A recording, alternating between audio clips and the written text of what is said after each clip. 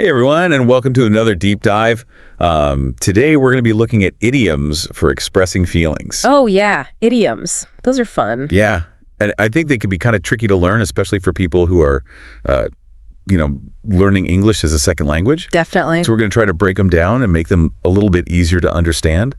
And we're going to be using this awesome source material that's organized by emotion. That's smart. Yeah, so we'll start with happiness, then we'll move on to sadness, anger, love, and affection, and even embarrassment and shame. Wow, the whole gamut. Yeah, the whole emotional roller coaster. So buckle up and get ready for a fun ride. I'm excited. Me too.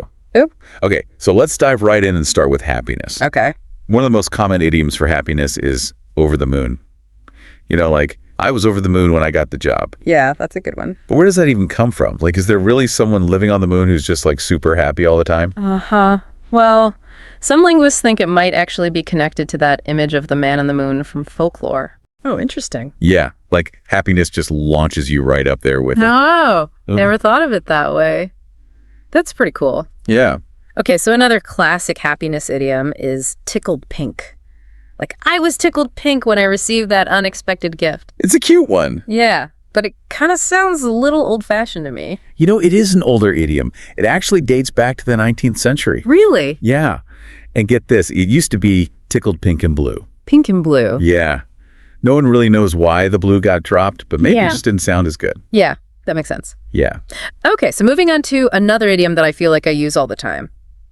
On cloud nine. Oh, yeah, another classic. Yeah, like I was on cloud nine after my vacation. It really captures that feeling of pure bliss. Yeah, like you're just floating on air. Well, funnily enough, even cloud nine has its roots in something pretty practical: meteorology. Meteorology, you mean like the weather? Exactly.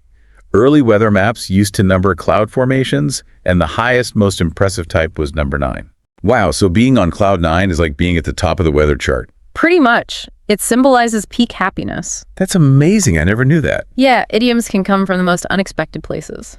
Okay, so we've covered over the moon, tickled pink, and on cloud 9.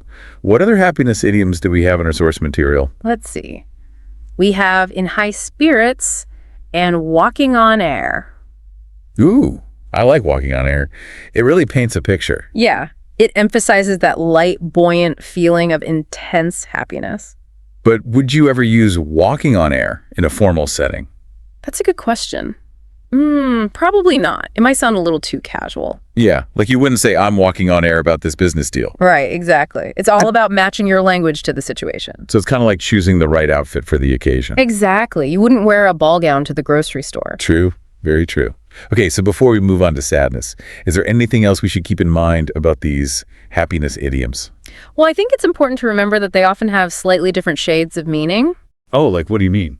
Well, for example, over the moon implies a more intense, almost ecstatic happiness. Right. While tickled pink suggests a gentler, more playful kind of delight. So it's not just about knowing the definition, it's about understanding the nuance. Exactly. It's like choosing the right spice to add to your dish. I like that analogy. Yeah. So we're not just learning words, we're becoming language chefs. Exactly. I love it.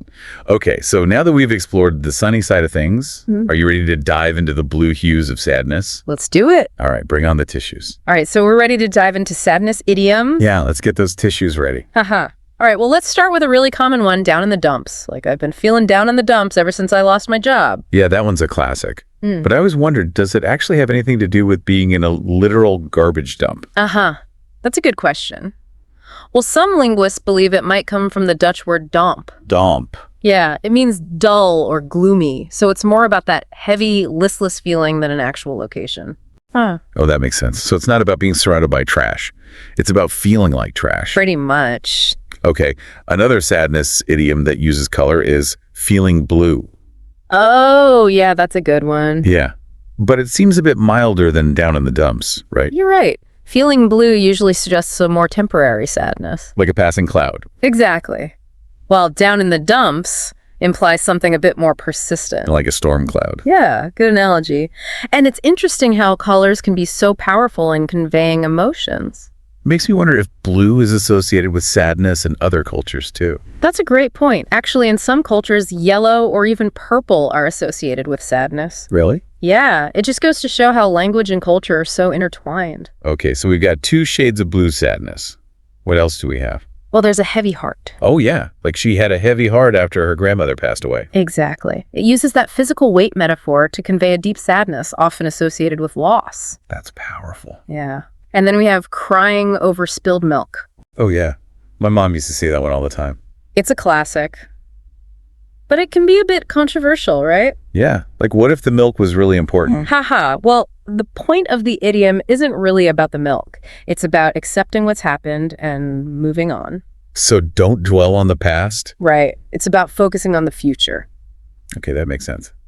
What's the last sadness idiom we have? Let's see. It's hit rock bottom. Oh, that one sounds pretty intense. Yeah. It's definitely reserved for those moments of utter despair and hopelessness. Like when you feel like there's nowhere lower to go. Exactly. It's the emotional equivalent of being at the very bottom of a deep, dark pit. Okay, well, we've certainly explored the full spectrum of sadness with these idioms. Yeah, from those fleeting blue moments to the crushing weight of despair. I'm ready for a little pick-me-up now. Yeah. How about we move on to some more heartwarming idioms? Sounds good to me. Let's explore the language of love and affection. Okay, I'm feeling a little warmer and fuzzier already. Or, All right, so we've made it through the ups and downs, the highs and lows of all these emotion idioms. yeah, quite a range, right? Yeah. And you know what I think it's really cool? How these idioms, they really add a lot of like personality to the language. Definitely. They're like little bursts of color. Exactly. It's not just like saying I'm happy. It's like I'm on cloud 9. Right. It's so much more expressive. Yeah.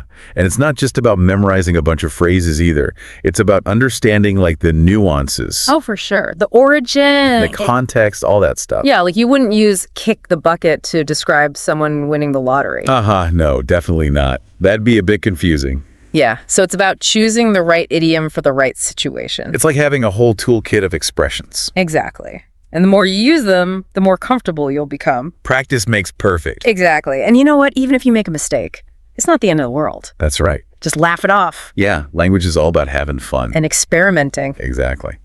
So as we wrap up this deep dive, is there anything else you'd like to add? I guess I just hope that people will walk away from this with a new appreciation for idioms. Yeah. They're really powerful tools for communication. And don't forget, language is always changing. Oh, for sure. So keep your ears open. You might hear some brand new idioms out there. Yeah. Who knows? Maybe you'll even invent one yourself. That's a great thought. Okay, well, that about wraps up our deep dive into idioms for expressing feelings. Yeah. Thanks for joining us. And we'll catch you next time for another linguistic adventure.